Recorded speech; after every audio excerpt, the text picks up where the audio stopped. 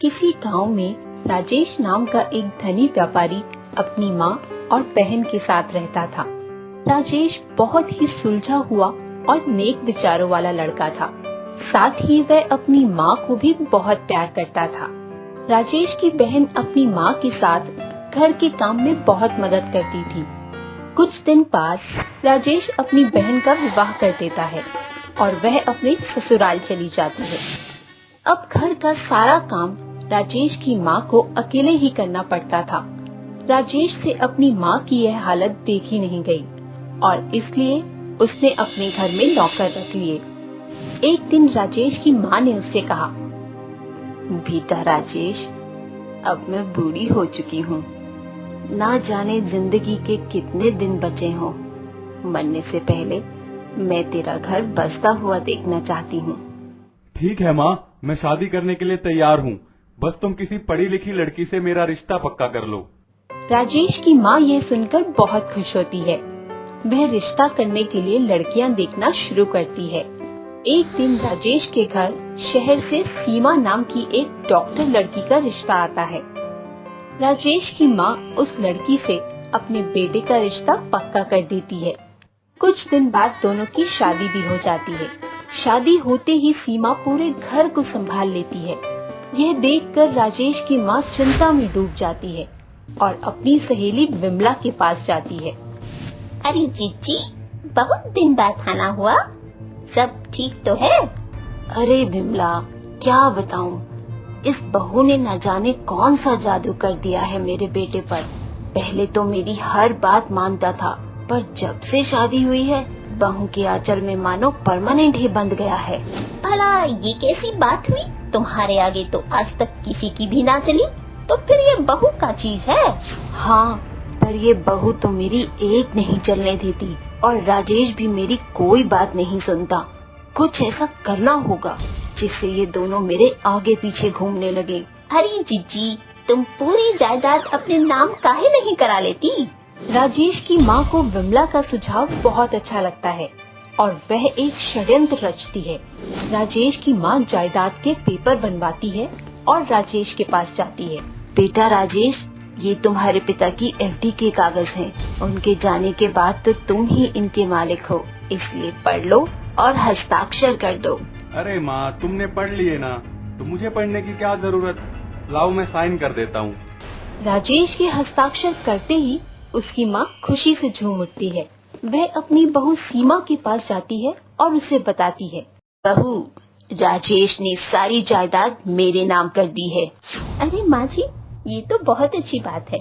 वैसे भी इन सब की असली मालकिन तो आप ही हैं। वो तो मैं जानती हूँ, पर अब तू भी फटाफट तिजोरी की चाबियाँ मुझे दे दे और काम पर लग जा, क्योंकि मैंने सभी नौकरों को काम से निकाल दिया है।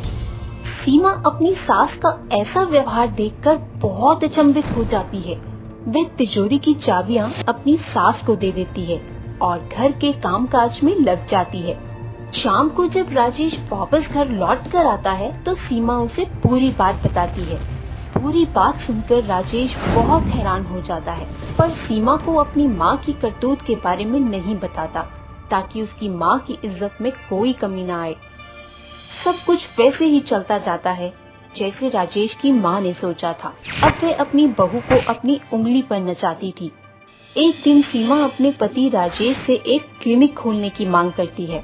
मैं एक क्लिनिक खोलना चाहती हूँ। अपने छोटे मोटे खर्चों के लिए मुझे माजी से पैसे मांगना अच्छा नहीं लगता है।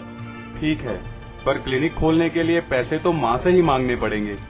राजेश और सीमा माँ के पास जाते हैं और क्लिनिक खोलने के लिए पैसे मांगते हैं। मेरे पास तो पैसों का पेड़ है ना, दफा हो जाओ दोनों इसी समय। अपनी माँ की ऐसी बात सुनकर राजेश बहुत दुखी होता है और अपनी पत्नी को लेकर वहाँ से चला जाता है। सीमा भी अपनी सास की तरह ही एक षड्यंत्र रचती है। पर ये सब होगा कैसे? वो आप मुझ पर छोड़ दीजिए, मैं सब संभाल लूंगी।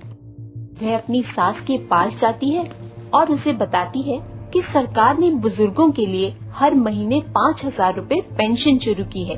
सीमा की सास ये बात सुनकर बहुत खुश हो जाती है।